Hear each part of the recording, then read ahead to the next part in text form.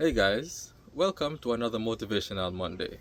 And today we'll be looking at Mark 5, specifically verse 25 to 34. And this is a story of the woman with the issue of blood. Now, most of you are probably already familiar with this story. Woman had an issue of blood, struggling with for 12 long years, and one day she heard that Jesus would be passing by, the Messiah.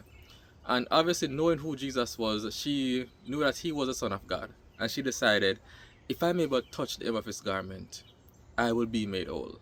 And she made it up in her mind that she would do it.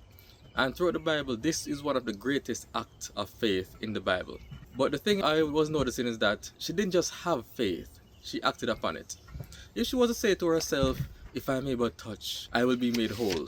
And she just say it while she just passing by. She just said, if I may but touch, if I may but touch, if I may but touch. And she never actually reached out to touch him. She will never be made whole.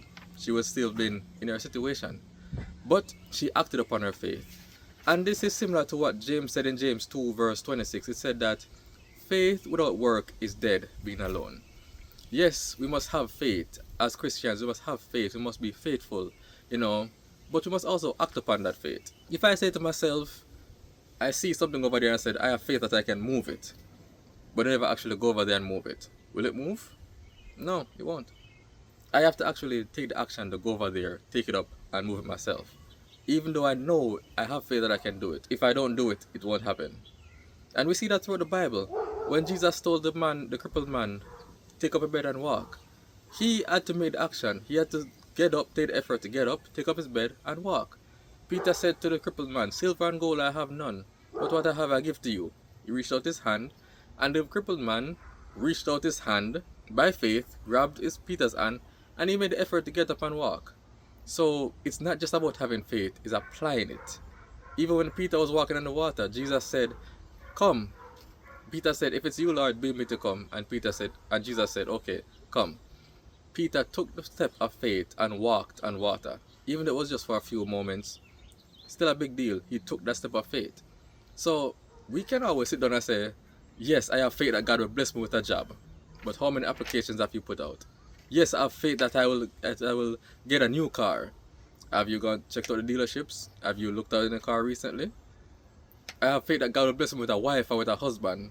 But yet you're just in the house sitting down every day. You're not really going out or trying to meet anybody.